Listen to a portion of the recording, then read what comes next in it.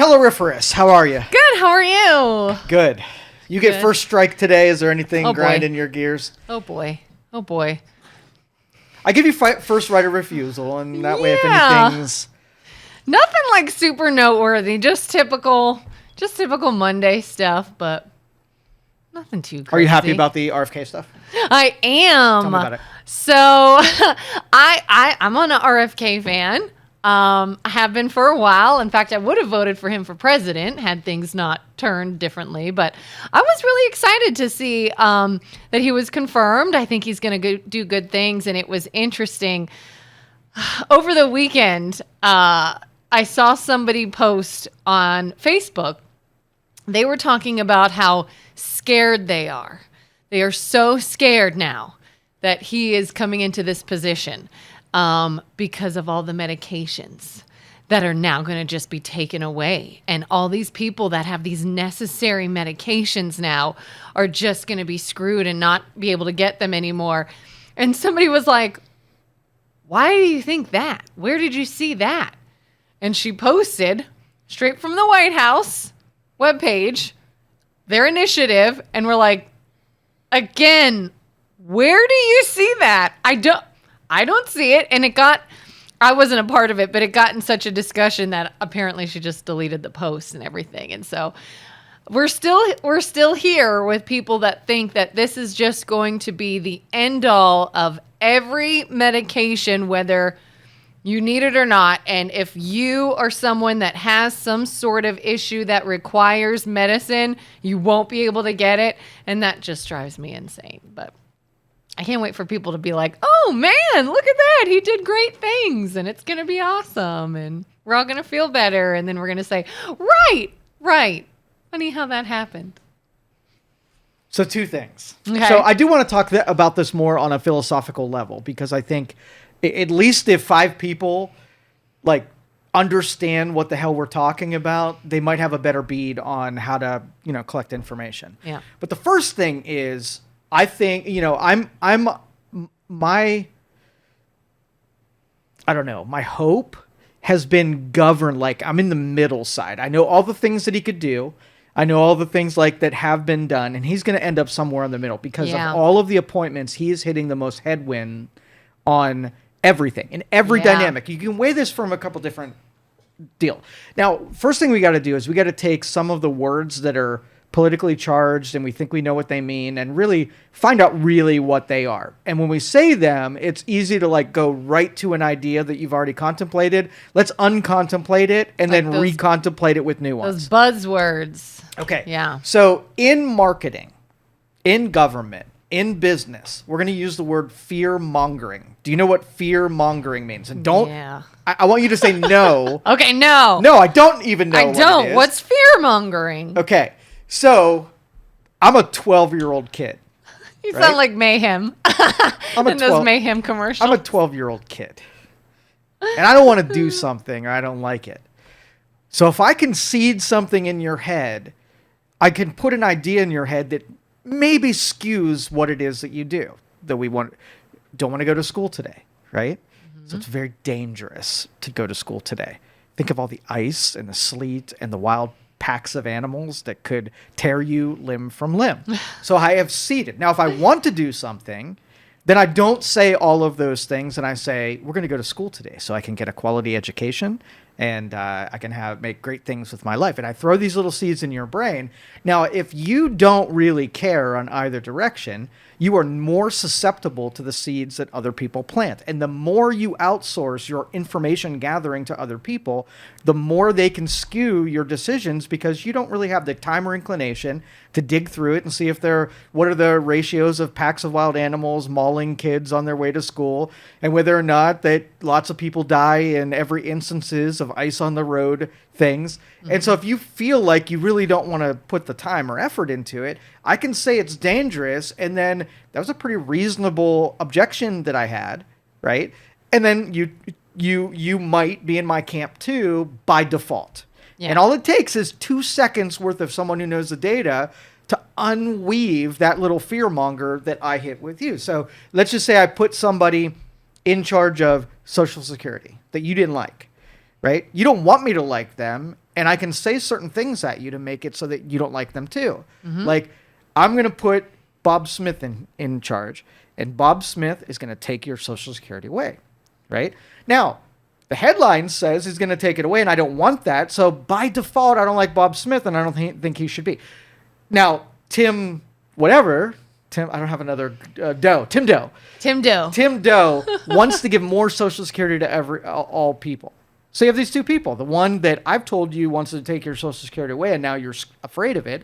And this person wants to give you more, so you're not as afraid. So you're going to basically put your support behind the seeded. Who cares if either one is true? It doesn't matter. Yeah. Right? Is RFK going to, take all of the dangerous stuff in foods and medicines and whatever? The answer is no. Right. Right? And is he going to try to come after you and make your life miserable? The answer is also no. Right? And so what he's going to do, the people who like him are going to think that he's going to do magnified times 10 in all the directions that they're hopeful for. And the people who don't like him are going to think magnified in the absolute direction. And they're going to share ideas on the marginal levels, right? Trying to fear or hopeify all people. And it's going to end up somewhere in the middle. So I almost want to take the English language and blow it up and erase, like take the Men in Black thing. Yeah. And like all words you now know what they mean. And now, so I can't just invoke something and fear you into swaying you. Yeah. So you have the bottom part of the people who are just like too stupid to even know what words mean. You have the middle part, which is the highest, probably 50% of the people who really don't know what the words mean, but they trust that other people should. And so they'll just, if they say the word, they'll know what to think and they'll go along with it. You have the top people who are constantly analyzing what things mean. And as words become more bastardized, you're able to say whether or not like racist meant something and now it means less because how it was bastardized. Yeah. Or corruption meant something, right? And it was bastardized to mean something else. Yeah. Everybody's square on this. Electrolytes. It's what plants crave. That's exact. I am so glad we now are connected in an idiocratic. That's our new word. Threw it out. I erased all language. I can do whatever the fuck I want. We're making up our own words. Right. Yeah. So anyway, so the RFK thing, like I said, I want to take all people that are hopeful that he's going to do something. And there might be a little that he's able to do. Yeah, especially with pushback, it's going to be difficult. But tell me about that pushback. What do you think where do you think he's going to get the pushback? I mean, it's going to start, like you said, with this idea of like an all or nothing mentality. If he wants to even question medications of any kind, any drugs, any pharmaceuticals, now he wants to do away with them all. If he wants to push the idea of eating healthier or something, now he's, I don't know, fat shaming people. Like it's just this all or nothing mentality that is going to make it so that anything he even mentions is automatically going to get shot down before he can even attempt to do anything. More likely, let me seed your distrust in what's about to happen. Lots of people do not like, especially the people who have been collecting lots of dollars because of the way things are in ambush position right now. Yeah. So the Republicans know that they can say certain things and have a mass appeal to 90% of the populace, right? So they got this sweet spot of what's about to happen is things that they think that should happen anyway. So if I'm Mitch McConnell, I'm the biggest douchebag in the Senate, and I do something like vote against RFK, and I go get primaried where I'm no longer a senator anymore, that's a true fear from a elected position, right? Yeah, yeah. And so for the short term, they're going to be able to do some stuff quick, but there's a honeymoon phase. Because what happens when you do something, like if I said that there was a 99% chance that everything would go swimmingly, exactly how I planned, and there's a 1% of the time where it's just going to go bad. So let's just say, hypothetically, not actually taking reality, let's just say I made everybody in America take a vaccine, right? Everyone. There's a certain percentage, even if it's a low risk, that bad things would happen to them. Mm-hmm. And so if I'm an ambush and I am against a vaccine, all I'm going to do is wait for the 1% of the bad things that happen, and I'm going to use them to erode the support of the 90% of people who were on board with something. And I could basically bring that back. What was 90% when we're in the honeymoon phase is now maybe at 50% because I took all the bad things. So, let's just say I like Tylenol. And there's 1% of the people when they have Tylenol have a very bad reaction to Tylenol. And I don't want you to sell Tylenol. So I hate that so many people are trusting in Tylenol. So I dig through the data and I find the adverse reactions from Tylenol. And I say, look, that's what could happen to you. Now, the middle people, they don't really care. If somebody says a bad thing's going to happen to them. So those ambush people in the Health and Human Services, that if he's railing against, let's just say, a vaccine that has aluminum or it's bad for this thing, what do you think is going to happen? If you take that away and you've saved 90% of the people from the reaction that you had in mind, you wait for the 10% of the ones that have the thing that all your detractors were saying was going to happen, and you're going to basically take them in the spotlight. Who wins that argument? Short term, the 30-day honeymoon window is an RFK's deal. So the beginning of this is going to be awesome. The end of this is going to be horrific. Yeah. Because all you're going to see is the downside and the fallout from those decisions, and it's going to seem like he's the biggest idiot on the planet. Yeah, I keep hearing this argument. What do you say when somebody says, oh my God, why would we even put him in this position? He's not even a doctor. He's an attorney. He's got no experience in any of this. It's a total misunderstanding of how things actually work. Yeah. Okay. So I look at this. The function of a position demands certain merit, right? Mm-hmm. So let's just say you put me as the head of the technology department. Do you think that I would be good at the technology department? Normal people say that I had 30 years working with tech. So it's more important that I have an understanding of tech than I have running an organization. Mm-hmm. Okay. But if I told you, I said 90% of the job function is managing large groups of people and publishing marketing materials and information and communication with people, 10% of it's having an understanding of the actual field of study.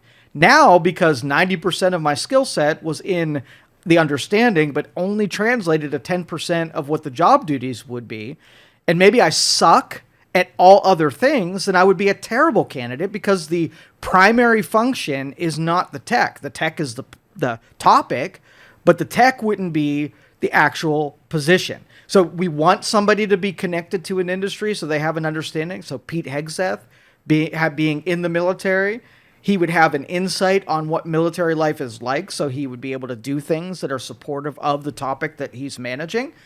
But I don't know that he can run a large organization that can fight against his detractors and communicate to the public and garner support from the people who need to support it. I don't know that. But if you ever watched a confirmation, it's not a job interview.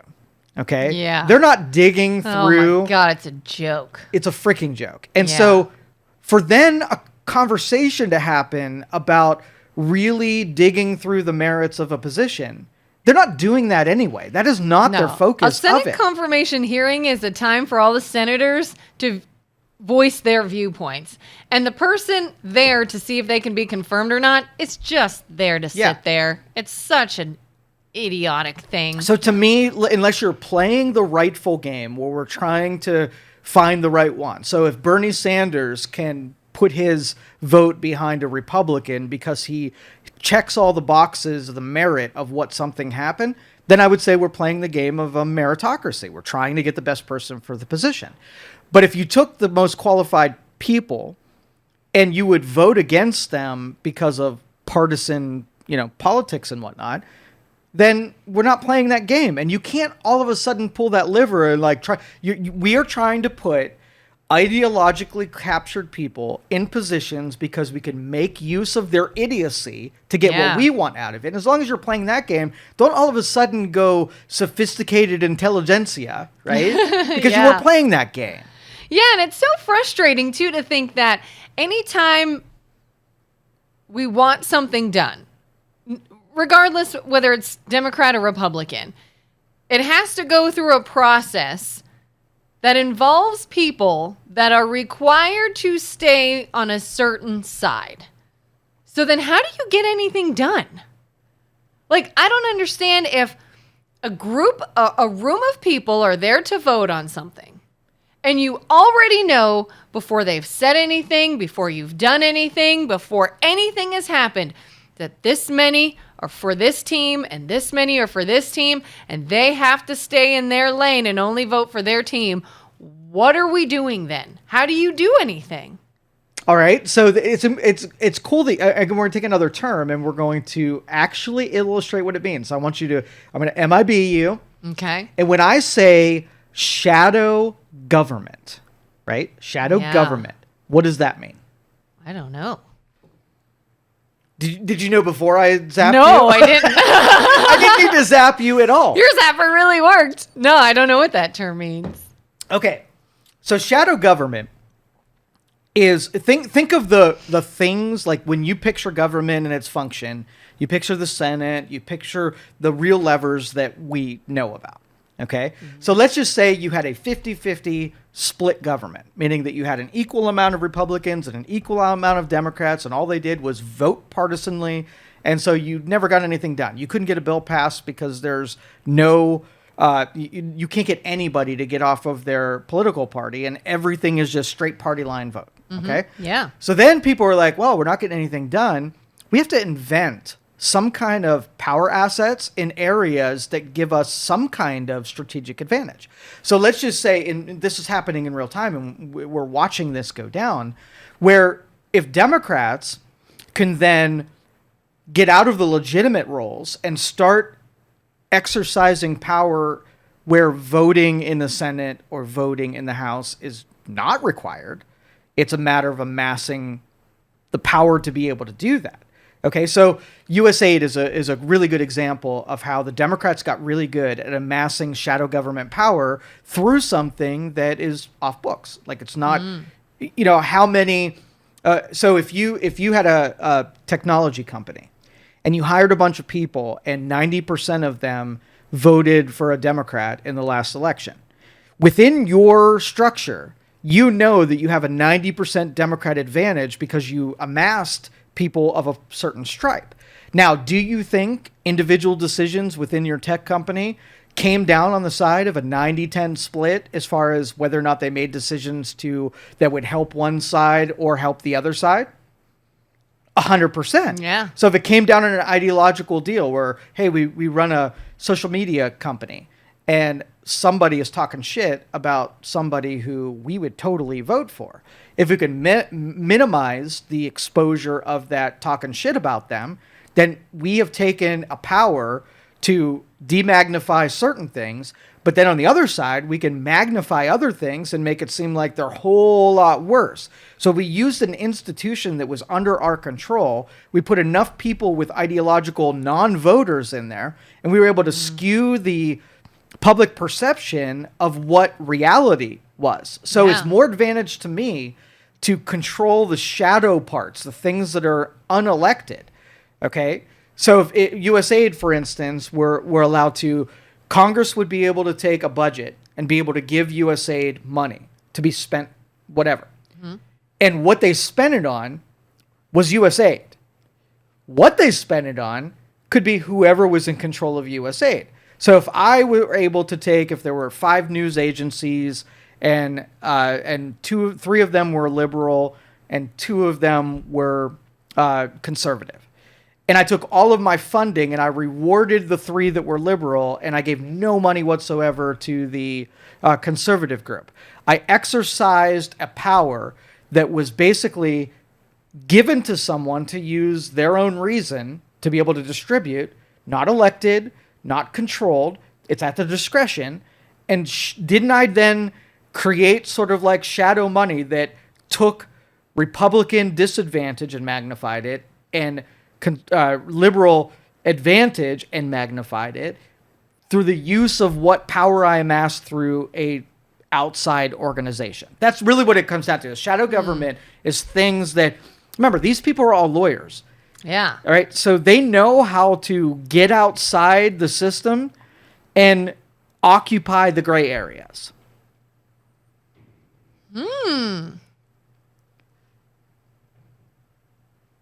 I'll let you think about that for a moment. I was like, that's a lot. That's a lot. Occupy the gray areas. Occupy the gray areas. Yeah.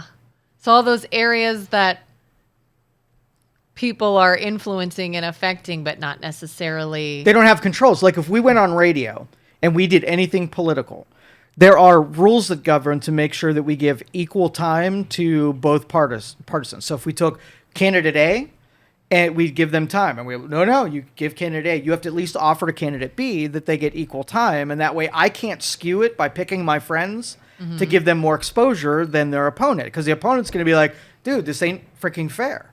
Now, if we gave money to an NGO or an actual function of government, but they didn't have any rules that say, I have to spend every dollar and I cannot give advantage to any political party. I cannot spend ideological. Then you can audit them and say, well, no, dude, you did Politico and Associated Press and the Huffington Post, and you didn't do Daily Wire, and you didn't do Fox News, and you didn't do Newsmax. Like, yeah. I can see that you're spending money in territories that create an advantage for the people who are complaining that they can't get votes for it in Congress. Right? Yeah. And then you end up buying influence on the other side. So the popular opinion gets skewed by the money that you can spend on the outside of the system. And then the inside of the system actually works a little bit better. You've hacked the process so that you can get more done on the legitimate side and use taxpayer dollars to freaking do it. That's the great sin. Yeah.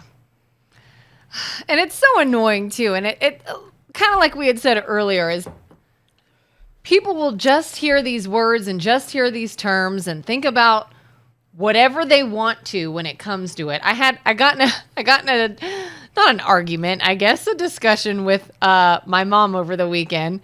She's pretty Trump hating and doesn't trust RFK and, pretty on the left. And she's like, so what about all these poor people losing their jobs now? And I was like, the poor people? And she's like, all these workers now, all these government workers losing their jobs. I feel bad for them. And I said, oh, yeah.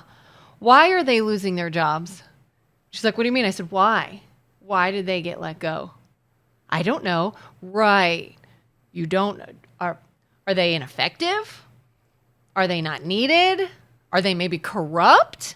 Do they do a poor job? Were they maybe not going to work? Were they anything? Why? Well, I don't know. Right. But let me guess. You watched NBC and they said these poor people are losing their jobs and this is awful. And it's just awful now. Period. You just go with it. And she looked at me and said, you fall for everything, hook, line, and sinker. And I went, okay. And you could be really mean in that moment, yes! And you're just going to pass. I'm just like, okay. All right, so let's have I want you to push back on me. If I'm missing something in this, I want you to really devil's advocate and try. Okay. I'll try. All right. And so, I wish I can take my application of logic and just make everybody serve the same mathematical formulas that I do. Okay? I really wish that. Because it would be so much easier, because at least the same playbook would be shared by all. Yeah. So the argument I'm having right now is, okay, so we got DOGE that are going through the books and looking at databases and looking at actual data of what's happening. Yeah. So the Social Security office is on the cutting room floor, right? Yeah. And so I looked at the database results of the people who are registered for Social Security. And I'll show you a picture of it just so that we can talk about it. Okay. So these are people and the number of them. So think about Elon Musk goes into the database that the government uses to be able to track and reward benefits to people in every... And I just want you to look at that for a moment. And these are the age groups that are registered for Social Security. Okay? And I want you to... This number is their age. That is their age. As in 20 years old, 30 years old? Yes. So just share with me what you first think about this is Social Security, a safety net when you get to 65 years old. You collect a check based on what you've paid into the system, all right? Mm-hmm. And if somebody dies who's on Social Security, they have people who receive their benefits. So that is what the benefit is supposed to be. Okay. So when you look, and I don't know if what these numbers you're looking at are, one, how they are tracking different age dynamics. And I'm going to poke holes in my own argument on number one. Two, people who are receiving a check from the Social Security office as a benefit. So what are your first thoughts? Well, that's what I was wondering. If this is a list of people actively receiving Well, it doesn't matter, though, because we'll go into each side. Oh, because that's why I was shocked, is if that was the case. Okay, well, bring the first one that highlights and we'll discuss it. Like, I'm immediately my brain goes to, how do we have people that are over 200 years old? Okay, so let me go into that. Let's be objective and say Elon Musk went through the database, okay? Uh-huh. Which meant that the data and how it was added and all of that matters. So if I'm a data entrist and I make a typo, right, and I put a date where instead of 2000, I put 19, I can skew the ages, right? And so if there's a zero value, right, there might be a programming problem where it just defaults to a certain number. And so those people might not be as old as the database thinks they are. Like 360 years old. Okay. All right. But here's my argument. You are a government agency who pays benefits based on the data that you have. Let's just swap it. Let's just say the IRS came to you and said, you owe me taxes. Yeah. And you say, oh, I did a typo. Or, oh, I was missing some data. Then they would just be like, oh, dude, I will give you your refund anyway. Is that how government agencies treat the tax-paying public? Not at all. Or do you have 20,000 employees that can dig through null value data, typos, and instead of sending letters threatening taxpayers about the money that they owe, saying, hey, by the way, Bob Smith, we have you in the system as being 169 years old. We don't really think that's the case. Are you 169 years old? Please update your data. And then they send you a return postcard that says what they really are. You go into the database and you make sure your data is accurate. Should we basically say, give a government agency that has thousands of employees a pass for predicating either benefits or penalties or anything on data that someone hasn't sifted through and write this is a simple fucking query. Yeah. Right? Like, who is 360 years old? That would be a flag in my system. Red flag! That did not either Something's wrong. Entered wrong, null value, and maybe an employee that right now is on a remote DEI inclusion video training session should be digging through that fucking data and saying, that doesn't look right. Let's make sure that is fucking accurate. Because you know what they do? Because I've lived this and we've talked about, like, years ago when I had to file for unemployment due to a job loss, due to COVID, the person working for the government organization misprinted whatever, my info. Put the wrong place of employment there. Put the wrong information that I turned in on my paperwork, so my claim was denied. Did anybody at any point say, hey, this doesn't make sense. Why would she work for this company when she lives here? And that's not the phone number for this company. So this almost looks... No, they didn't do any of that. They just said, sorry. Okay, so when your mom or whomever you were talking about says, oh, this poor person is losing their job, you're going to say... If that were my job and I was so inept that I couldn't figure out that a 360-year-old person shouldn't be collecting Social Security, dude, you deserve to leave that fucking job and replace with someone who knows about math and is competent enough to be in government in the first place. And that is the point of these layoffs. We have people who don't care, aren't empathetic, and aren't even proficient at what they should be doing, en masse losing their freaking jobs. And I had a friend who's coming here from Norway. and they are moving to Northern Virginia.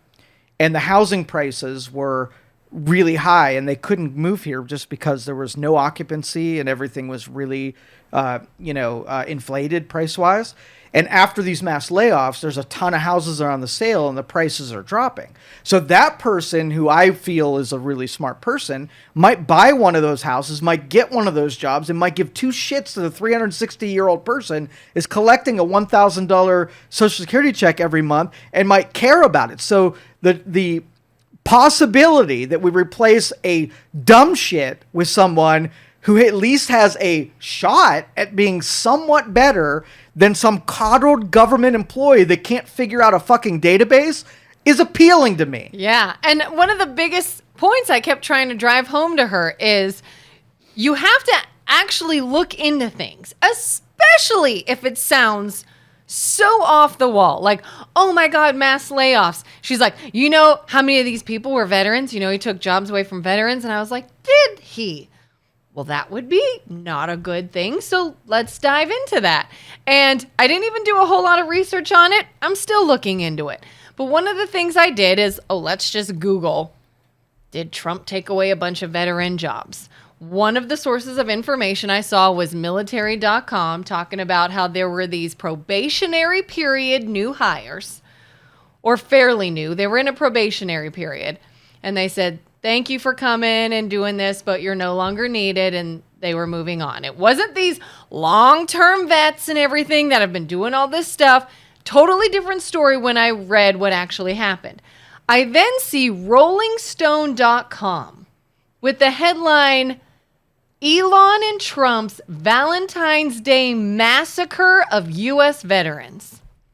And I went, do you see? Like, the media makes me insane. And all I want people to do is look, maybe they did something shitty. I'm not saying they're never going to do anything shitty. They will do something shitty. Yes. They will. And I said, 100%. but at least look at something and what was actually done. Okay, so let me throw this at you. So when Elon Musk bought Twitter, he fired 80% of the staff. Yep. And when he started digging through operations, he found that there were a couple of necessary programmers. And he went out and re-offered the jobs back to the people that he fired and shouldn't have had he been able to take his time. So really, this is a strategy question. Whether or not you rebuild and through attrition, right, fix something, or you blow it up and you rebuild it. And if when you blow it up and rebuild it, if you're like, oh, dude, like that thing I blew up was absolutely necessary, and then I make it right and build it back in there, is an acknowledgement that you know which is like on a spreadsheet, one has an advantage. If I say through attrition, you get to fire 1,000 people, but along the way, they're going to be stabbing at you along the way. You're like, well, I'm going to get to person 2, and I'm never going to be able to get to all 1,000.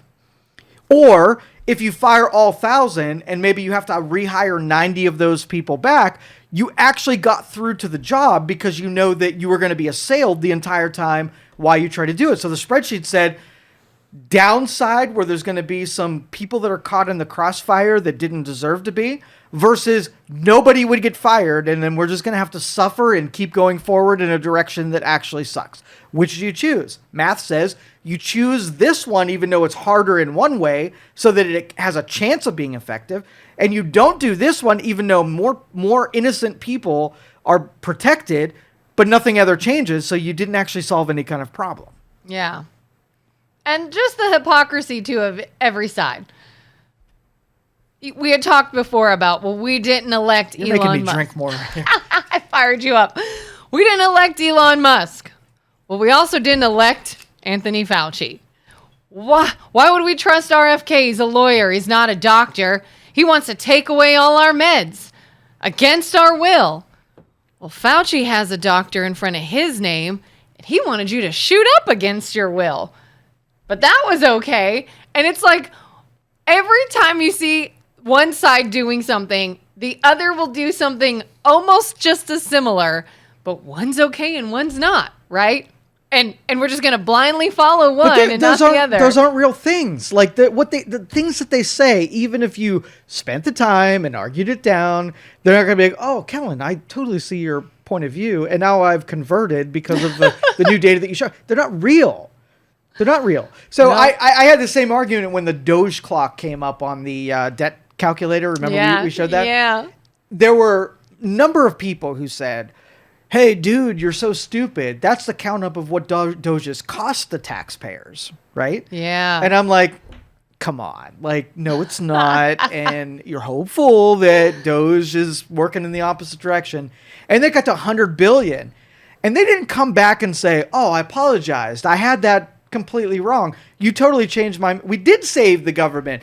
They just level up to the next thing, and you don't ever convince them. Yeah. That's why I do not partake in those kind of conversations, because it's not an exchange of ideas, or like we're not trying to come to some kind of common ground. Yeah, they're right fighters. They just want to be right. That's exactly right. So don't do it. Like, just don't read the get comments. dragged into it. Don't argue it, because Yes. it does no good whatsoever, except for maybe if you want, like, you know, you walk into a rage room, right? And you break a bunch of shit.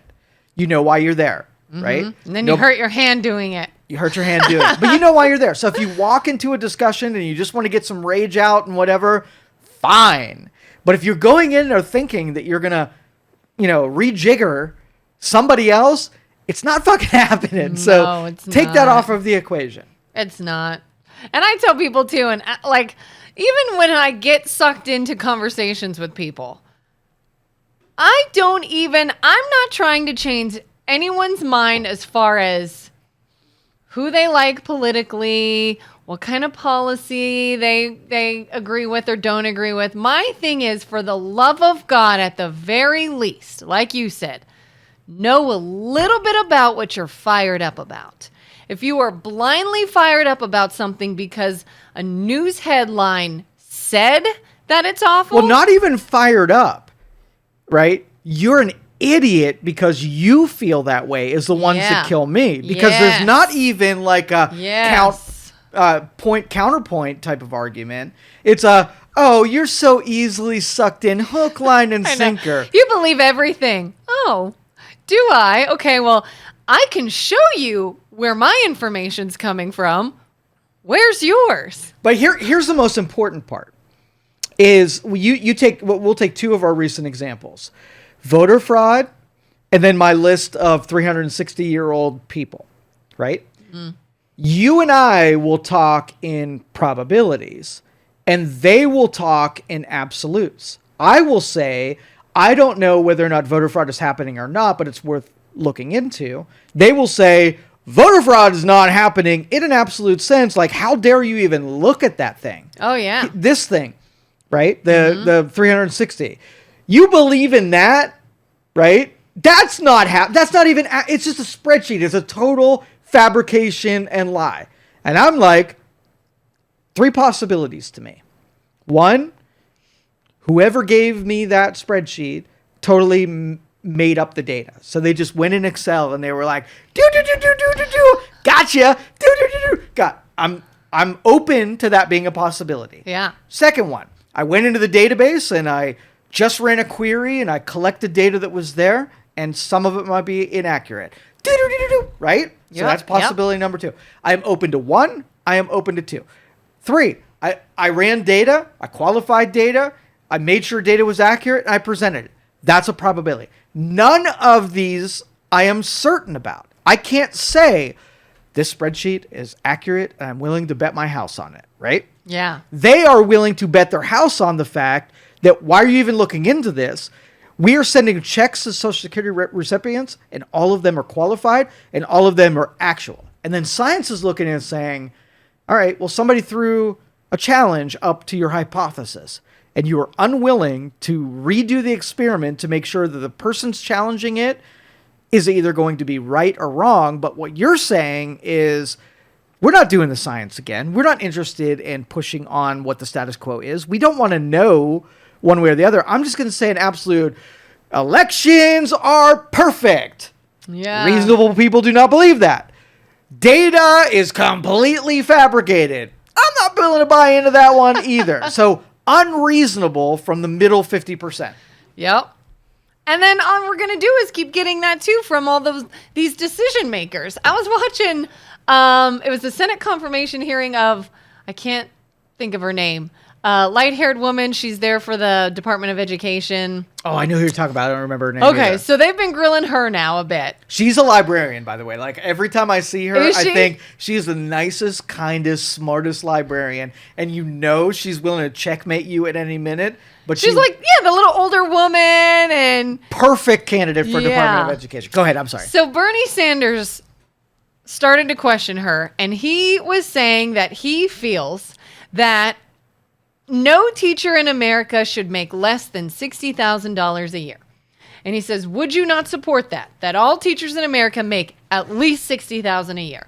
And she says, well, honestly, I can't say that. It depends on where they live. It depends on the cost of living, and it depends on the state. I believe teachers should be paid a fair wage. And he's like, well, there's nobody here that wouldn't agree with you. Teachers should be paid a fair wage. And we're like, okay, done. We're done here then. You just said it should be fair. No, but I'm saying it should be 60,000. And she's like, I can't put that number on it. There are so many other factors. All right, you be Bernie Sanders, I'll be her, and I will respond. Right. Yes, Mr. Sanders. Would you agree? No teacher in America today should have less than $60,000. Yes or no? Yes or no? I'm not doing the yes or no thing, so if you're going to cut me off, I'm not even Well, I don't know why you can't answer a simple question. It's yes or no. It's a simple question. Are you saying you're not going to answer the question? Should teachers all make $60,000 a year or more? Yes or no? I'm not going to say yes or no, sir. Can I answer? I don't know why you won't just answer a question. Can I speak? Maybe can we put it on the record? He can't answer a simple question. By all means, go ahead. I wanted to show he couldn't answer a question. Okay, thank you, Mr. Sanders, for the question, and I'll be happy. I agree that teachers should make $60,000, and what I also agree with is there are a lot of deadbeat teachers who are collecting a check that aren't as good as their paycheck reflects. So I'm going to get rid of probably 25% of the teachers that are dead weight, that leave at $235 every day. They mail it in. They're not real great. The Department of Education supports the people that are not doing a good job as a teacher. So I'm going to cut 25% of the teachers that are terrible. So you're going to cost us jobs. We're going to cost jobs. 100%. A bunch of teachers are going to lose their jobs under his administration. Yes, and I want him to know that he's going to lose jobs for the country. I'm going to cut those people, and I'm going to not only celebrate that we got rid, because there will be teachers celebrating that we got rid of the terrible ones.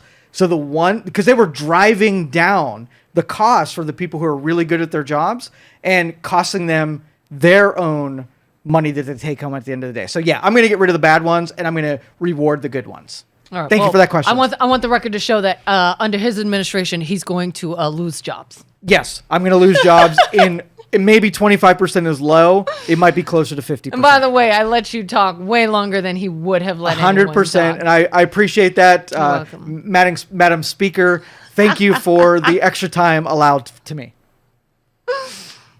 Man, I would be so good at this fucking job, but I'd be murdered in 92 seconds. They would have moved on. They would have said, nope, you can't even. Go ahead. Next question. You wouldn't have allowed me. No, you wouldn't have. Yeah, and then you would have been sitting there like, but I didn't even say anything. But see, the thing is, I would have mocked you, and I would have said something like potato, right? Yes or no, I would have said potato. I was doing that the other day. I was talking to someone about all this confirmation hearings, and I'm like, the very next question that's about anything, that person should just say, I like peanut butter and jelly sandwiches. 100%.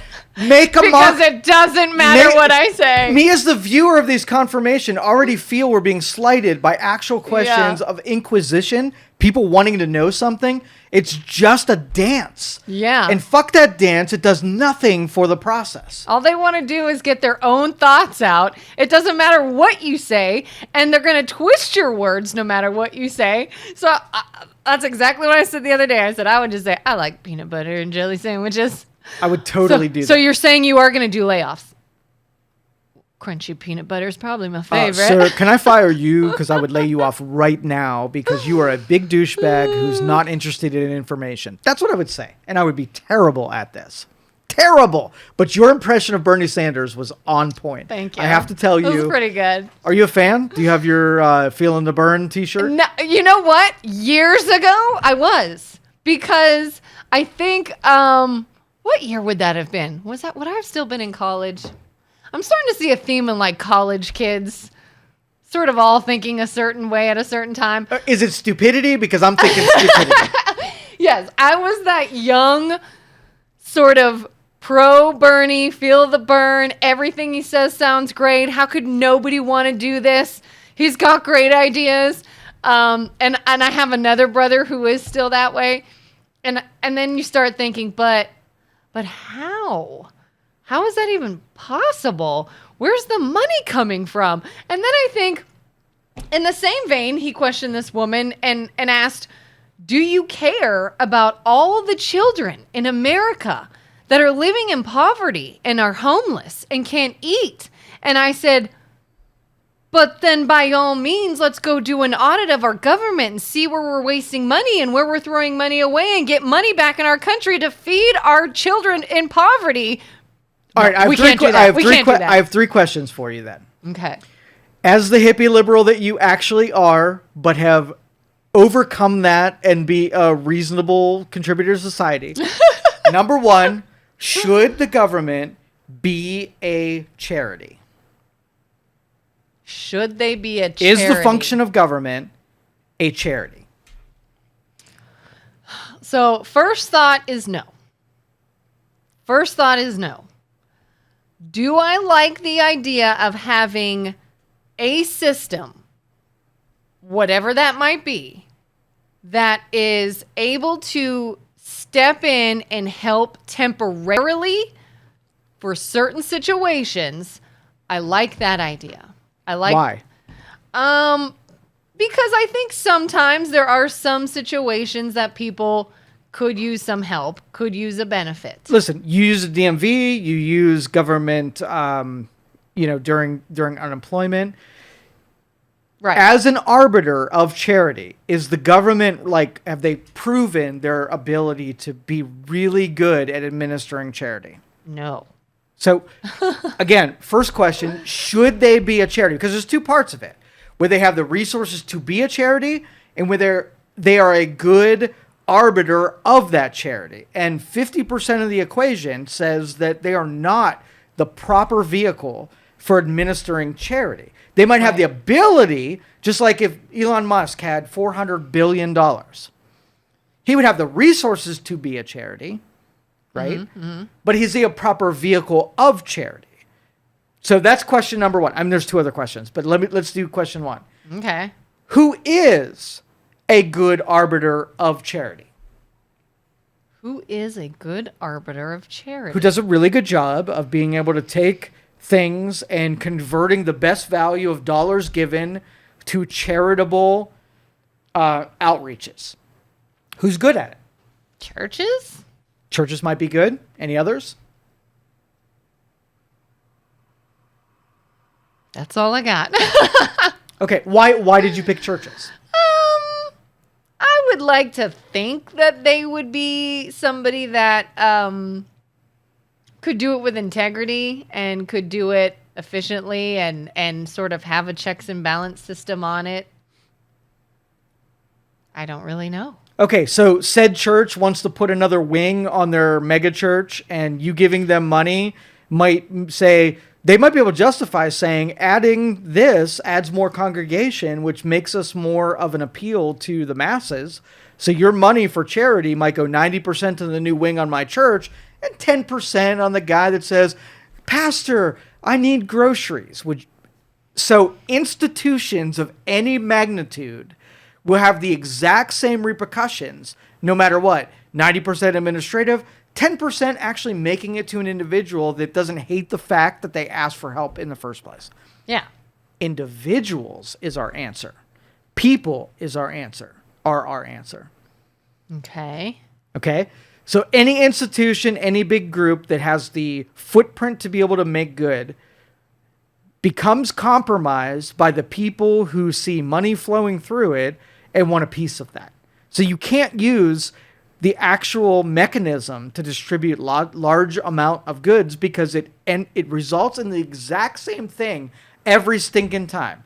You set a table up with a bunch of money and it finds people who need the money, and 90% of the people needed it and 10% just exploited it, and it exists more than 23 seconds. 90% of it gets taken by people who don't need it, and 10% accidentally came across it. That is the scientific profile of the longer something exists, the more likely it has been hijacked by someone who has ill intentions over it. Yeah. So if that's the math, government is a terrible institution of charity. That's why trying to do something like file for unemployment benefits is so god-awful ridiculous, because they know there's so much fraud that they got to do everything they can to make sure there's no fraud, to the detriment of someone who really does temporarily need it. But the hippie liberal nature that is built in all of our bones that wants to just help people, we will almost make the argument that even though not much help is reaching, it's the intent of what we wanted to happen. Even if it's not helping, the intent is there, so that makes us feel good.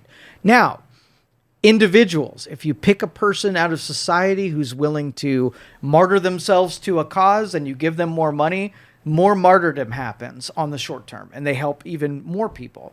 It's harder work, but if you had 100,000, 1 million employees, that their whole job was to find people who were selfless and spent money efficiently, right? And then you use them for a little bit before they become corrupted, and then there are 1,000 more just like them out there, and you're constantly moving around trying to find charitable dollars to reach end people. I would much rather the federal government not be in the business of charity. So if you had a situation, let's say someone they got horribly sick or injured, they were self-employed. I know someone, actually, this just happened to. They were self-employed, made their own money, ended up in the hospital, and then even after they left the hospital, needs to be home, basically bed rest for several weeks, several months. No money is coming in. Yeah. How do they survive? Where do they get that money? When I was a kid, my dad got laid off. He was an engineer. And the people of my congregation, the people I knew all of their names, delivered groceries to me to make sure that we had food while we went through it. It was a personal connection with people who can give us advice, help us, and get us through. The community of your local should not be supplanted with people who you don't know, especially DMV workers who don't give two shits about you at all. So what if they never belong to a church? Maybe they're new to town. That would really be a good reason to make church a priority and community and neighborly. What if they were new to town? What if they just moved to town? That is a big carrot. That your answers to the problem is your community, not your government.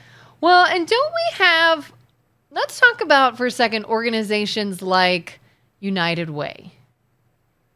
Ideally, aren't they somebody that you can reach out to and say, can't pay my heating bill this month, can't do whatever, and they're sort of there government for that? light. What do you mean? They publish, and I'll bring this up real time. Okay, so basically, charities are audited based on the number of the amount of money received and how much of that trickles down to people who need it, and scored against how much administrative and political power that they've amassed using that same money.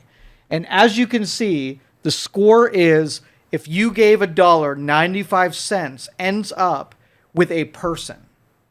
Okay? Yeah. And so if I were to say, maybe I have spare money and I want to give to a charity, so I cut your taxes. You're now paying a 10% sales tax across all the things that you purchase. So in your paycheck, you get more. And you're like, I'm getting $70 more than I used to get. So I'm going to give it to the United Way. You know that $70 says $50 gets down to a person that just moved into town and needs groceries. Then that's something that you reward that charity with your money, right? And let you shop charities based on how well they do with getting value to the end user of that charity. Charities do that well. Governments do not do that as well. Go ahead. Can they contribute enough? I mean, if somebody was like laid up and they're like, none of my bills are getting paid, none of the groceries, absolutely everything a normal functioning member of society who lives on their own pays for every month, nothing. They're like, I do not have a paycheck. things like this can, and maybe they do, I don't know. But I mean, here's the thing, like it's been supplanted. Let's just say you wouldn't go to your fire department and ask them for groceries, right? Right. Because that's not their function. Yeah. But government is this big voluptuous tit, right? That anytime you need something, you go to the tit and you suckle off of until you've needed something. So it made itself the go-to apparatus for taking something when you're in need of it. And you've basically alienated your local United Ways and local churches and whatever. You used to be able to go to the hospital, and all hospitals used to have the name of a church and a cross on the side of it, because it was staffed by taking care of people, and they really didn't care about the billable, amount of money that came through the door. They took care of people first, right? Mm-hmm. And so if the churches sponsored the charities, and the charities did a good job of getting good value to the patients that were in the beds, we'd do that all day. But the problem is we took all those things where we got to feel like we were helping and contributing. And we were like, I don't like giving to 5 different charities a month. Why don't I just give it to the government? And I will just put milk in that tit, and I'll just be one of the millions. But then government's like, oh, I can use this milk in the tit to become powerful and enriched. And then 5% of the value gets down to the recipient. I want people to say, I'm in need. I'm not going to go to the government to help me out, because the government's job is to keep the playing field fair, right? And to make sure that people who are breaking the laws get put in jail for it. And they just make sure that whatever I do, the rules are being applied. They figure out what the rules should be that make it fair for everyone, and they apply the rules and make sure that they're being executed directly. There's no giant voluptuous tit in that equation. They shouldn't be in that marketplace. Would you sort of be pro to the idea of like organizations like that, when functioning properly, maybe the government is like, listen, you're helping these people, that you're keeping them sort of away from us. Here's, I don't know, tax break, whatever, grants, something that keeps them functioning and operating. What do you want your fire department to do? Put out fucking fires, right? Mm-hmm. So yes, we have charged the government with being charity, but they shouldn't be involved at all. That is not their effing job. Make it strict constitutional where they know where they're supposed to be in, and bow out of areas and hand over that competition down to the people who can do it well, can get funded directly by people. So you might have to send 5 charitable donations. You might take that $70 and spread it out for people who are doing a good job. And that is your job as a contributor. Making the government responsible for making good decisions. If they made good decisions and if they gave you good value, I could totally hear the argument that they should be, you just pay them tax money. Look how great of a job they do. But if they're not that, you don't go to the fire department, keep giving them money, and then complaining that they don't know how to help the guy with fucking groceries. You're giving it to the wrong people. They're bad at it. Stop giving it to them and give it to the people who are like, oh, United Way, 95% score, right? They would love for you to make a contribution in what you gave to the federal government. Government doing it bad, United Way doing it good. So guess what? This isn't hard math. Give it to the people who are good at something. Shop it so they're no longer good at. Give it to somebody else and make them compete for it. And if, God forbid, they become horrible at it and they get fired and replaced, don't whine that these poor people lost their jobs because they were bad at it. 100%. It's almost like, let's pick somebody who I don't know, because I don't want to pick on the United Way. That looks like they're doing a really good job. Look, they do look like they're doing United a good Way of Atlanta job. has a 100% charity score. Wow. But on this list is probably the worst ratings. There are charities, and I am going to pick on them. A 13% score for this United Way. Graham, send them money. Whoa.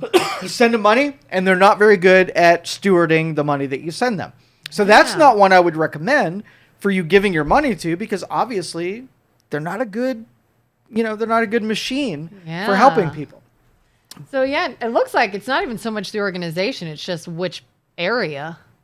Based on the people that were helped. Let's look at Goodwill. They are fairly controversial, depending on who you talk to. Goodwill.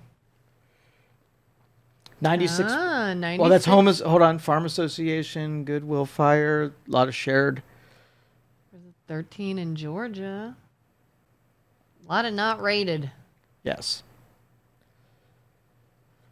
So to your point, whether or not I would support Goodwill. So what does Goodwill do? They're known for basically helping with job placement a lot. Actually, Okay. I don't even know if I should say they're known, but they do a lot of job placement for people. That's like the biggest thing that I've seen. Okay.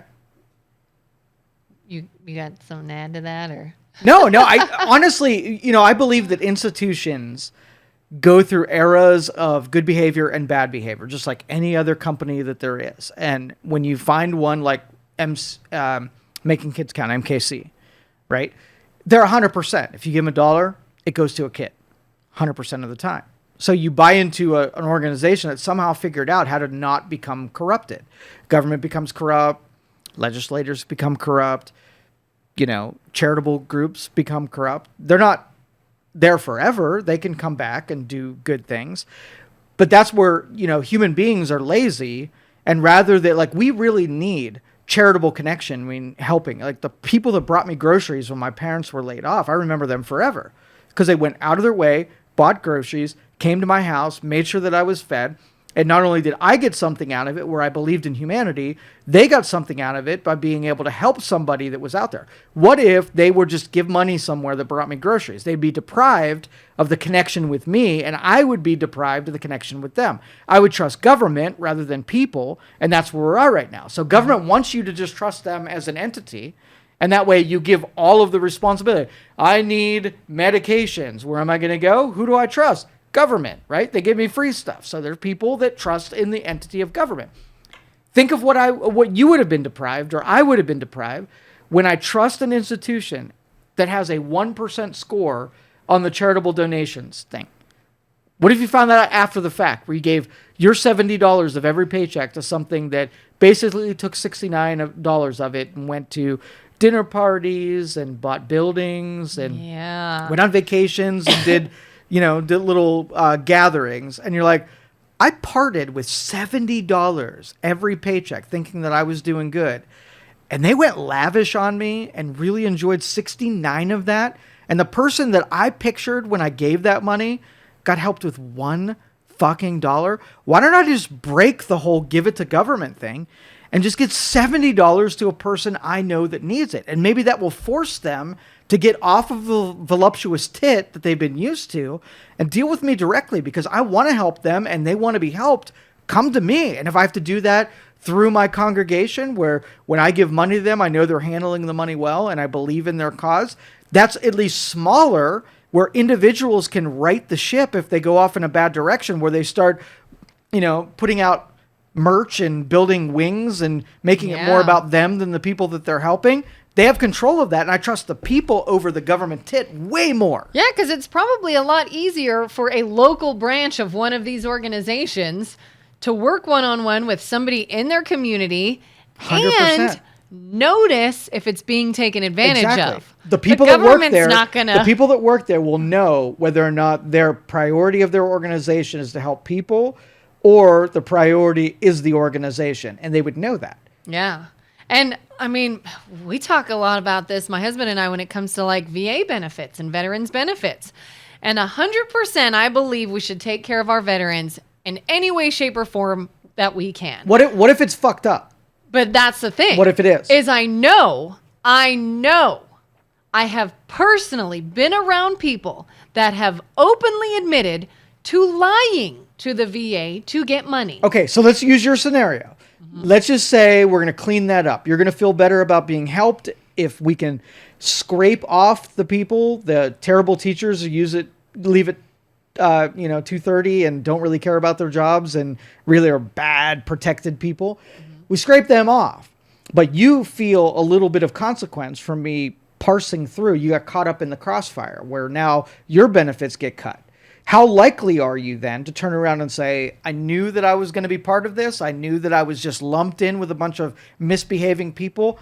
I got caught up in it. I trust in my government that if I'm willing to take that risk of uncomfort short term, that they will absolutely reward. How much confidence do you have in your government they're going to care enough about you to make it right? Well, I didn't have much. I did not know until today when you talked about Elon Musk rehiring people that got sort of cut in those first rounds of cuts. That's good to hear. Because, we have been. My husband has 100%. VA benefits. We've been a little nervous about all this. For sure. And it's like, I mean, whether it's VA, whether it's disability, unemployment, whatever, it's like, well, 110%. There are people screwing the system that are been getting a lot of money for no reason. Okay. But people who really, really need that.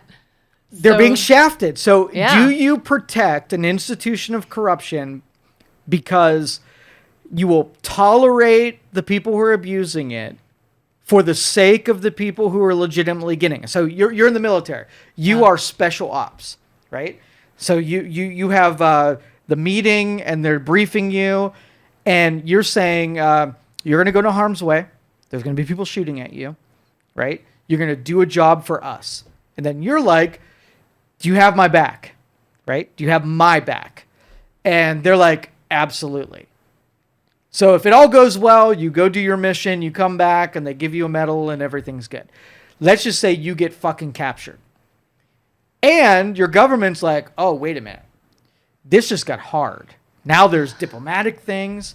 Yeah. I don't know if I'm willing to come and rescue you. Would you be willing, like, okay, so we go through the process and you finally get released and what else? How willing would you be the second time to be able to take the risk, take the bullets, and go into that, knowing that your government's going to be kind of wishy-washy on whether or not they're going to scorch the earth to come rescue you when you did your fucking part. Yeah. But for the sake of the people who didn't do their part on their end, they're like, fall out, sorry about you. No, and that's thanks. where we're fucking out. We can't do the stuff because of the people that corrupted the system. And now you get to pay the consequence. So timeline-wise, if your benefits get cut, it's not because you were a veteran. It's because all of those dipshits that everybody tolerated along the way made it impossible for me to just come in, guns a-blazing, rescue you because that's part of my obligation and I owe it to you. Yeah, and it's funny, we talked about college-age young liberal hippie Kelin. I remember being young, and literally these words came out of my mouth. I said, I would rather put up with a whole bunch of people scamming the system, being jerks, getting something for nothing, so that one person that truly needs it does not have to suffer. They truly need these benefits. They truly need help. They can get it. These other people can go be jerks. I don't like that, but I want to help that one person. Yep. But then you realize it's not helping that person because You're just there's supporting nothing the left. other side of that more so Yeah. than you're helping that person. And now there's nothing left. It's we let the others be corrupt for so long. Now what? Now this person's going to suffer because we didn't bother to fix the system.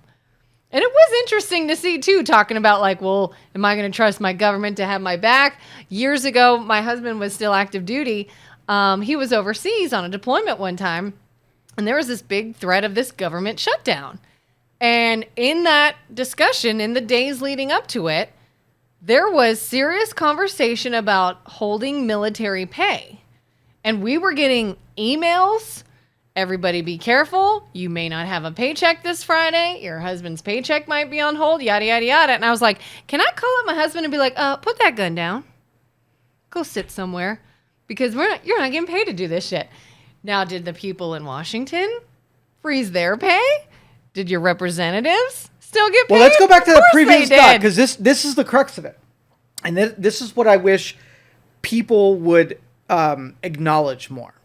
So let's go back to your example of you having the choice to spend the money to help a person in spite of the corruption. Because that's what the individual's right, that if they see that something's being squandered, hippie liberal Kelin at the time, if she wanted to keep spending her money and help only 1% of the people, she had that choice.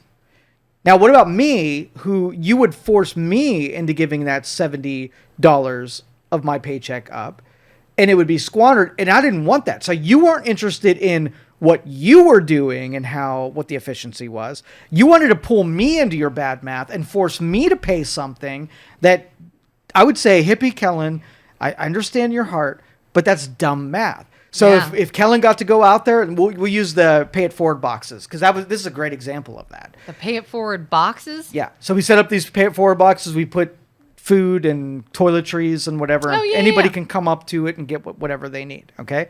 So we're helping people. When I had the idea, I pictured all the people that would just come in and take the 2 things they need and wander off. About a year into it, there was one lady who knew our refill schedule. She would come, dump all of that stuff into her car, and no other people had the ability to take any other things. So all we were doing is saying, like, maybe accidentally one person was getting to help if she forgot to come that day, but pretty much it was going to her and whatever she was doing with it. Okay. That was me and my choices and what I had control of. What if I was like, Kelin, you're going to put your money into my pay it forward box too. Almost none of it's actually going to get to somebody else. It's going to be this lady who just takes it and sells it off for at the pawn shop and buys meth. You still want to be along with the ride?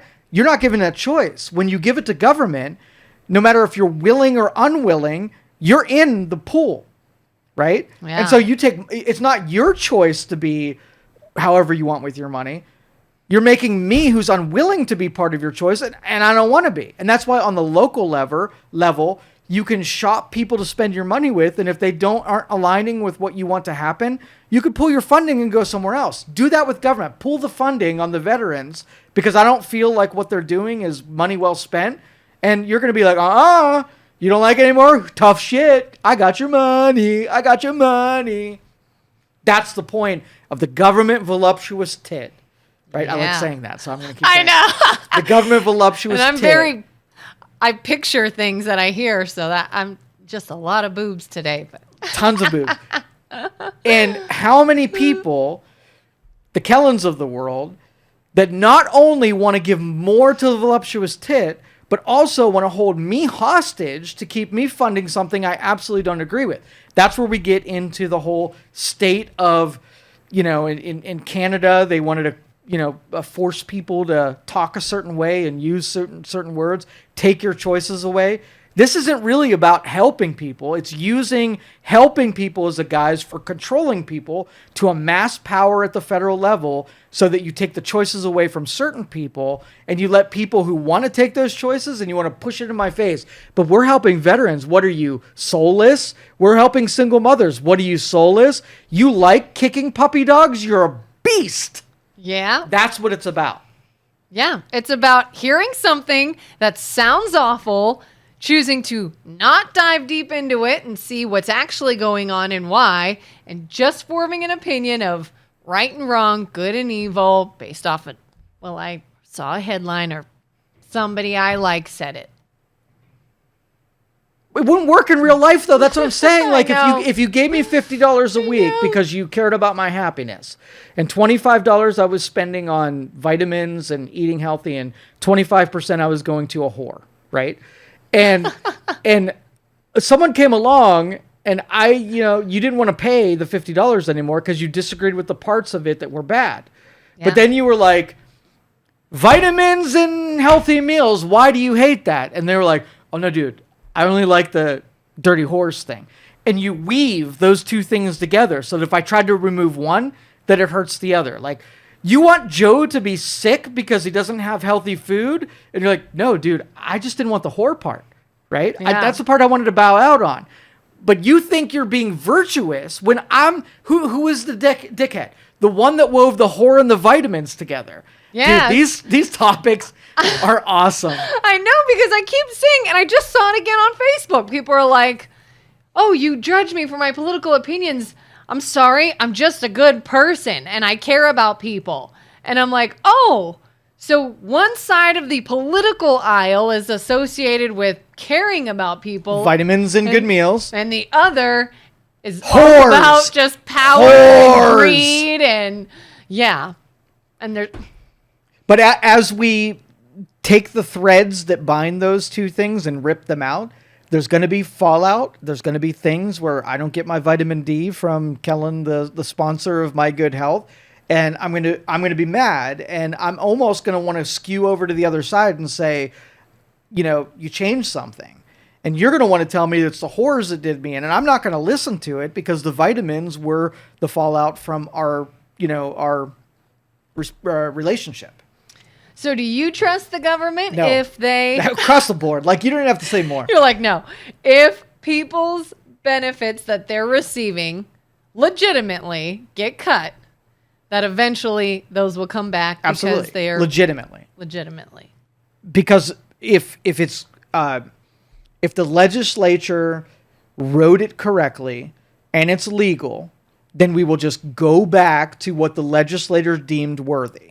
So if I said I want to make Joe healthy by giving him vitamins and I corrupted it to figure out how I could buy whores with it and I got rid of both the vitamins and the whores, then I go back and say, oh, healthy and whatever, and I'm right. But the cycle will continue. It'll just be 20 years before I'm buying whores again, and we'll have to just scrape it back and get me my vitamins and whatever. But in the short term, the whores is what we did in. It did me in. I lost the vitamins for the whores. And that those whores. The whores killed the nutritious meals.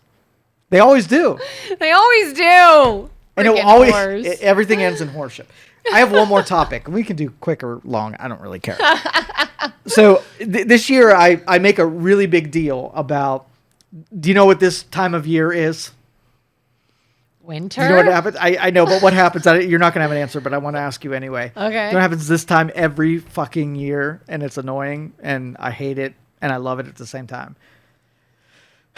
Multi-level marketing people.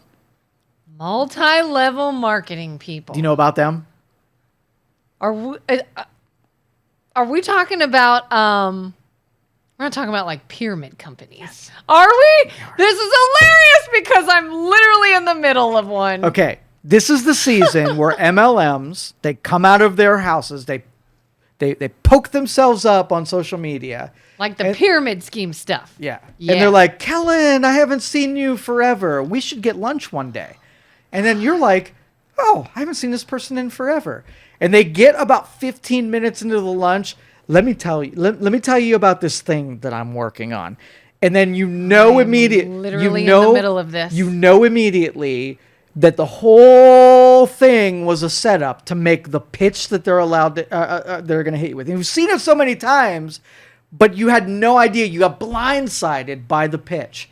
And all of a sudden, you're knee deep in a person that you just go down 5 pegs in how you feel about them because they want you to sell vitamins, buy vitamins, whatever it is. Tell your story. What are you in the middle of? Oh, and I feel bad because it's a very nice woman, and I don't want it to sound like I'm like shit-talking her, but somebody saw on Facebook that I had posted about trying to be more mindful about health and wellness, working out more, doing whatever. So I get a message from this person I haven't seen or talked to in God knows how long. Very nice person. Who I know is a stay-at-home mom and makes a living, I think, selling some things online, which is fine. It's products she likes, she loves them, and she does it, so she can get a discount, whatever. Well, then reaches out and says, hey, I see you're on this journey of being healthy. We have these products, and they're non-toxic, and they're green, and they're this and that, and would you be interested? I was like, sure, go ahead and send me the information. Soon as I pull up the website, I see the name. I'm not going to say the name of the company. Immediately, I knew it. I knew it. It's one of those, buy these products, and then why don't you start selling these products and then doing that? And I just went, okay, well, thanks. Can we drop it? And I didn't say that. I just said thank you. And then it was like, oh, so did you get a chance to look at it? No, not yet. I'll get to it. Oh, well, let me suggest what I have. And what are you looking to swap out? And I'm just like, I don't know. I'll look at it at some point. And, oh, yeah, well, let me know when you get a chance to look at this. And I'm just like, I have no backbone. I can't say, I think this is a pyramid scheme and I'm 100% not interested because I know that she really does like the products.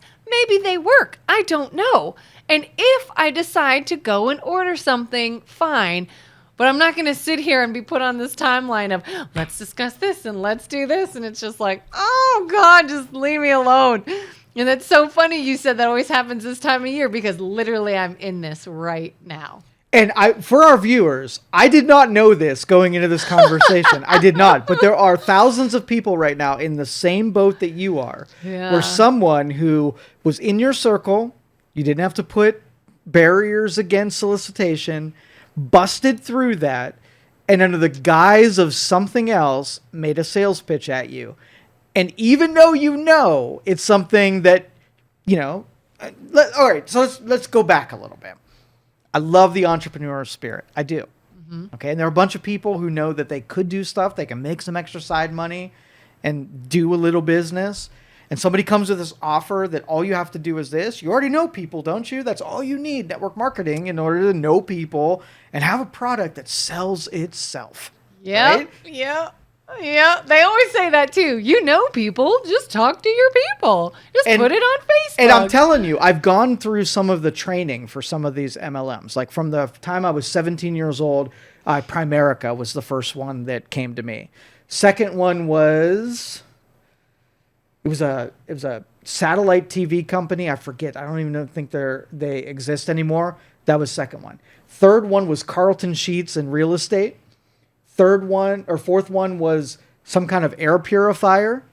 And then was it the rainbow with the water? The purifier? No, Yeah. This was ancient. This was a little box that had these little glass inserts that you made and created ozone, and they killed bacteria in the air. Like, I can even hear the sales pitch right now. It sounded amazing. And then ever since then, like, those are the 4 that I actually looked into to see if they were worthwhile, which none of them actually were. But I went through all the trainings and I looked to see how they worked, and I just didn't ever sell anything within them. And then ever since then, it's been 2 or 3 a year that will get at me. I had this 18-year-old kid. He was in college. And he was like, Joe, I have a business idea and I want to talk to you. And that's my green card, my green flag. If somebody wants to start a business, I want to help them get started. And when he walked in, I just fucking knew that this was going to be an multi-level MLM pitch. And I was like, please don't let it be this. Please don't let it be this. And he was like, I want to tell you, I am on track to getting a Lamborghini. Oh, my and God. I'm like, fuck. Like, I am done. This kid is going to sell me on something. And I let him go through his pitch. And I was like, dude, I want to warn you, the path that you're on right now, I want you to take a spreadsheet and the stuff that you have had to purchase versus the stuff that has been purchased through you, I want you to add that up. And if the second number is lower than the first number, I want you fucking gone right now out of it, because they are benefiting from your involvement way more than you are being benefited from your involvement. And you can't put all the Rolex watches and vacations and Lamborghinis in front of you that would make what you're dealing with worth it. They are going to show you that other people are getting this stuff, but you will never get that. And I hate to be the bearer of negative news, but you're being worked over and you're being manipulated into selling a very terrible product. And even if it is a good product, it's still a terrible product, because that is not within the comfort zone of how people like to buy things. They do not like to be ambushed and forced into buying something, manipulated by the relationships that they have. That is the first red flag. If you have to ask your mother-in-law to buy vitamins, she will. And in fact, when I sold Christmas cards as a 12-year-old, everybody in my neighborhood bought these shitty-ass Christmas cards that were overpriced. They did it not because they were great Christmas cards, because it was me. Yeah, right? yeah. And I got like probably a tongue suppressor, a plushie, and one of those paddle balls, right, for all of my effort. They got me more than I got them. And that is and again, the premises of business are all great, but they are filling in the best parts of being in business with terrible exchanges in value. And that's what you have to see. As a 12-year-old, I didn't care. Do you remember the Carlton Sheets things, by the way? Do you remember him? Carlton Sheets? Carlton Sheets. What is that? Carlton Sheets. And there was probably another dude at the same era. This was thick in the middle of the 90s. Okay? Saturday mornings, I think it was either before cartoons or after cartoons. So I'm probably a 14-year-old kid. And this guy comes on TV and he's doing the MLM pitch. You buy these materials from me and we will help you buy real estate. And I'm like, oh, buying real estate. Doing it with no money. I have no money. This sounds fucking great, right? Yeah. Here's what you do. Use other people's money to buy real estate. I'm like, oh, sold! I have no money to buy real estate. How do I do this? This sounds fucking amazing. So I got on the phone, right? And I did because I bought this $400 Carlton Sheets, How to Buy Real Estate with no money whatsoever.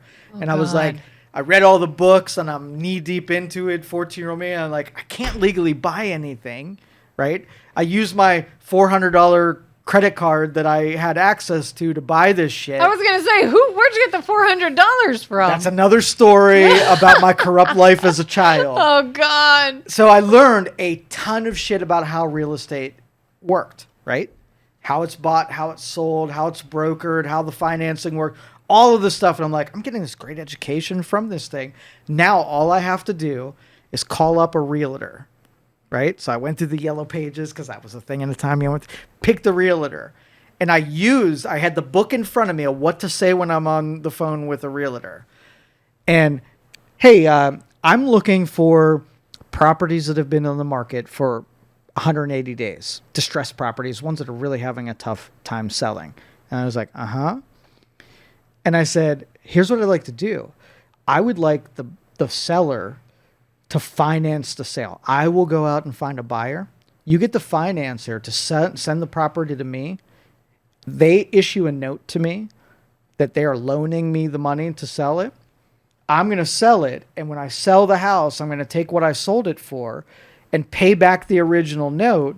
And I didn't have to have any money. I just keep the difference between what they wanted and what I was able to sell for. And I just get to keep the difference. I get to keep what was, between those two values. I thought, this is amazing. And she said, did you watch the Carlton Sheets thing on TV? And I'm like, fuck. Fuck. Because all it did was make a bunch of people with no money try to fish the market of pulling distressed properties that, what did I think? A distressed property that's been sitting on the market forever that somehow was going to go out into the marketplace and use my 14-year-old charisma, sell this when everybody else has struggled with it.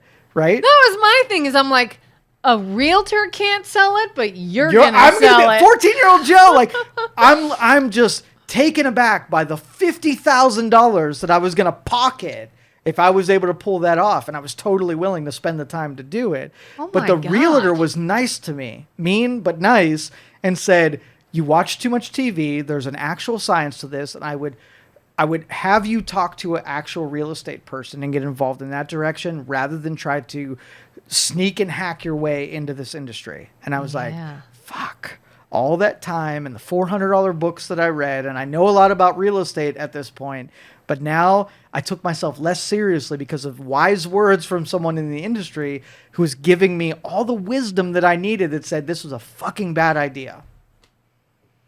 Carlton Sheets. So why would someone...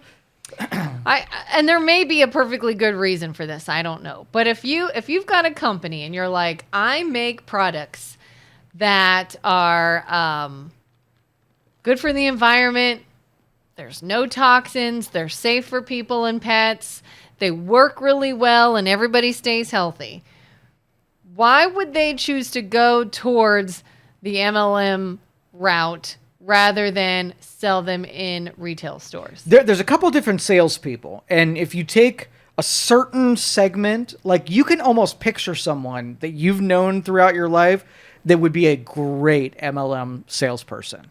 They're not brilliant, but they're smart enough to be able to word things. They're manipulative. They don't really have the integrity to be able to, like, be all the way forthcoming. Like, I can picture 3 people in my head right now that would make great MLM salespeople.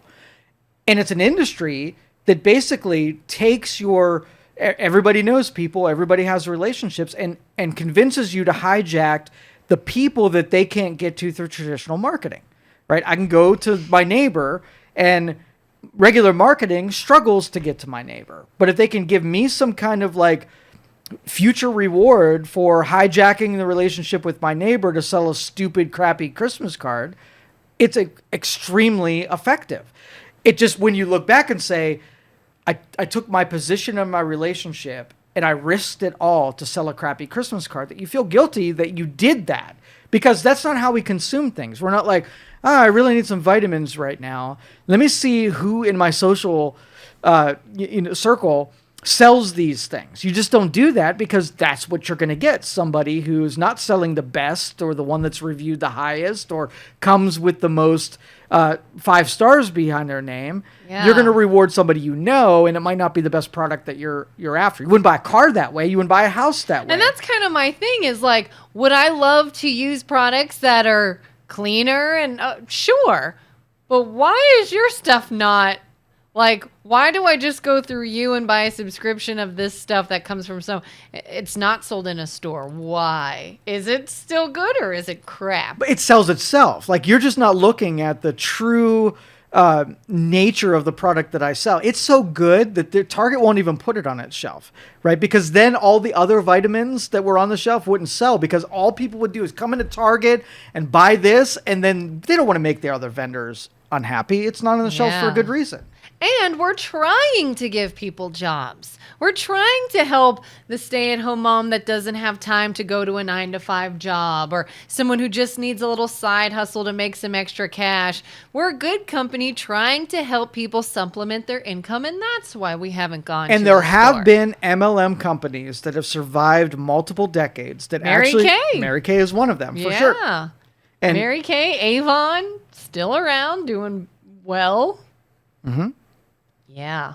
And it's funny because I've encountered so many horrible MLM salespeople that now, like this poor girl, like I said, she probably really does love the product. She probably really does think they're great. Maybe they are. I don't know.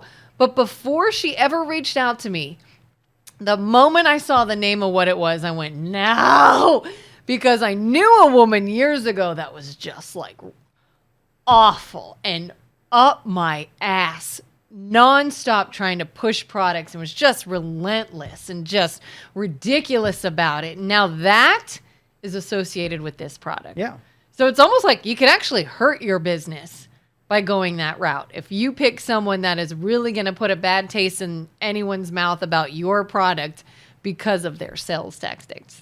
No, I don't even want to do it. So if you're shopping for vitamins and this person thinks you're going to be made more healthy by the types of vitamins they sell, if you can buy them directly from the website and not put anybody's code in there for who you purchase for, and they're just as eager to still sell you the vitamins because they know you're going to be healthy, but they're not going to get credit for the sale, then you can get a sense for what the reason was. Was I looking out for you? Was it just about the product? Or is the sale really important for what I've got going on? And would I be willing to sacrifice our relationship to get that sale? Yeah. Because why wouldn't this have just ended with, like, I've talked to someone that, posted, oh, I'm looking for a easy workout to do from home. I can't get to the gym. That's what I do. I have no affiliation. It's not something we're selling. It's just something I do with somebody I know. Hey, I know this girl. I work out with her and it's online. Reach out and get involved. End of discussion. So when she says, hey, I see you're trying to be healthier. And by the way, here's a company. I really like them. Here's their website. Go order something. The fact that wasn't the end of the discussion and I'm still getting a message is like, red flag. For sure. Red flag. Yeah. Oh, God. I didn't know that was a February or beginning of the year thing. The same time, I'm expecting my phone to ring and the solicitations to happen. Is it just like when they're setting up their quotas for the year? Is that why it's... Well, I think what happens is people get into the new year and they set their New Year's resolutions. They look at their budget. They need to make some extra money. So they go online and start typing in things that they can do to make extra money. And the top things come out are the marketing pitches for MLM.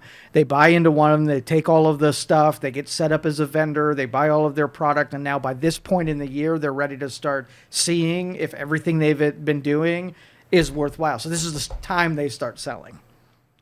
That makes most sense. But if you were to take, and I will tell you, I've done MLM segments on my radio show. This is the worst. People gang tackle me when we talk about this, more so than the pharmaceutical people, the people who think that you're taking a stab at their drugs, or the minimum wage talks where you have a group of people who just think it is evil for me to talk about this industry the way that I do. Okay. So let's just say there are people out there that now they were considering buying from your friend because it's the right thing to do. You don't do it. And then she loses her job at doing this, right? Do you think that you've made the economy better by taking ways that we really don't prefer as consumers out of the industry and wiped out MLM that is not done well?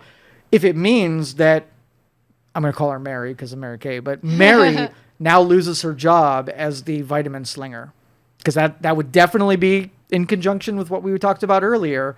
It's the repercussions of prohibiting it into the marketplace and entertaining it and giving it legs that she loses her job. Not that we all, one day said, we don't really like this. This is a dirty way of practicing business and let's have an end to it. Repercussions are Mary loses her job.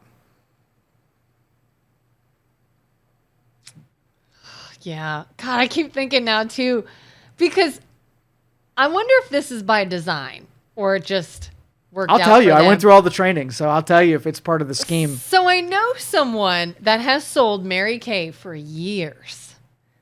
And she really is that pink Cadillac driving, very good money, has binders and binders of clients, and she runs that like a business. Tracks who she hasn't talked to in a while, sends invoices, like the whole, that woman is organized and running that. But that's not the norm, I would bet. 100%. So is that someone who is just like, I am going to do anything I can to be successful at this, and so they are? Or is there somehow a design that you see some people really are looking very successful in order to get others to follow? Well, no, it has all the underpinnings of business. So if it's structured legitimately, it ends up working out and it becomes a Mary Kay. If I'm like running I can get a bunch of 17-year-old kids to hawk energy drinks with maybe someday getting a Lamborghini. Well, that works in the short term, but in the end, the company made all the money. The people hawking it never really got their Lamborghini, and you get the fallout. If you don't reward the people with the thing you entice them with, then it crumbles, right? And that's what happens with most of them, because the schemers and the business side of things said, we're giving you the product, we're giving you the marketing, we're giving you the literature. You're only doing 10% of the work, so I'm only going to make sure that 10% of the value gets down to the people who make the business work. Right? And so it crumbles. Now, if I'm Mary Kay and saying, hey, there's huge markup on makeup and we'll give the structure and whatever, but we're going to give people actual Cadillacs and we're giving them 50% of the margin. And when they run it and look at their books, it looks like any other business. That has lasting power because that person doesn't buy out. They did the thing they were asked to do. They put the money in the bank that they were promised that would be put in the bank. They'll repeat the cycle forever because it's just a business that happens to be supported. What's different from a franchise, right? You buy a Chick-fil-A, they're doing the same shit with you. They're charging you a fee. They're giving you the materials. They're giving you the product. All you have to do is run it, and then you get to put money in the bank. You'll do that again the next month. It's no different, but it's how it's structured. You can tell. Like, go ahead and here's what I want you to do. I want to give you a little bit of backbone. And when you get hit with the MLM people, ask them about the business. If you sold me this thing of vitamins right now, what do you get? And I want you to think about if it were reversed, would you do that? Oh, so if you're given 50% of margin on anything that you sell, right, then it's just I'm buying from a wholesaler that is the parent company, marking it up and selling it to you. That's a real business.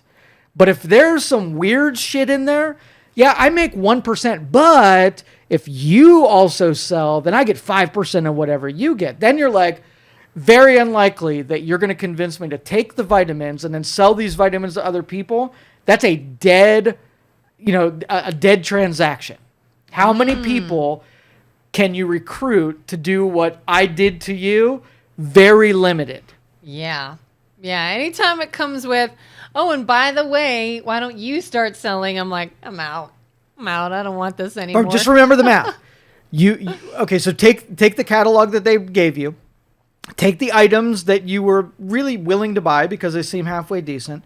Add up what your order total is. Find out what their percentage of sale they would have done. And so let's just say you were willing to buy $50 worth of vitamins.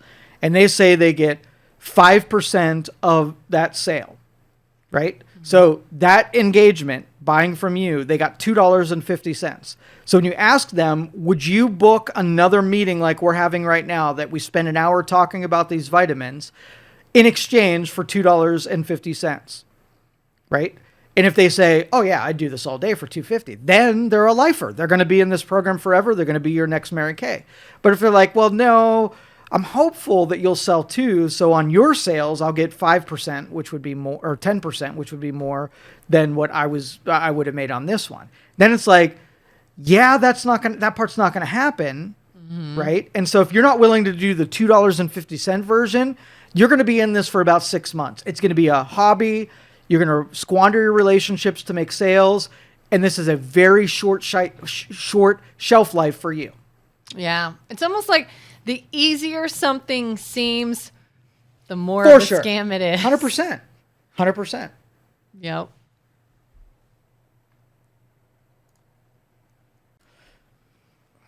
Caloriferous, how are you? Good. How are you? Good. You get Good. first strike.